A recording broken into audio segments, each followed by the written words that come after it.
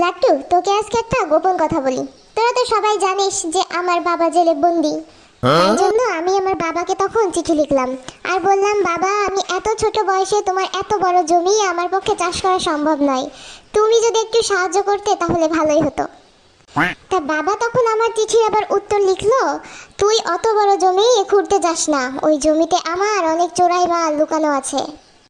পরের দিন দেখি পুলিশ এসে হাজির আমাদের জমিতে আর পুরো জমি খুঁড়ে ফেলেছে। কিন্তু তারা নাকি কোনো কিছুই খুঁজে পায়নি। পরের দিন বাবা আবার আমাকে চিঠি লিখলো, তুই আর কেন চিন্তা করিস না, জেলে বসে আমি এইটুকু সাহায্য তোর জন্য করতে পারলাম, আর তুই এবার বীজ বপন করে দিস।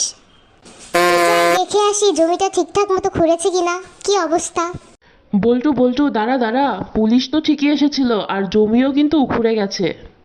পুলিশ তো তোর খোঁজ করছিল যে তোদের জমিটা কোথায়। আমি ভাবলাম তোর বাপের মতো যদি তোরেও ধরে নিয়ে যায়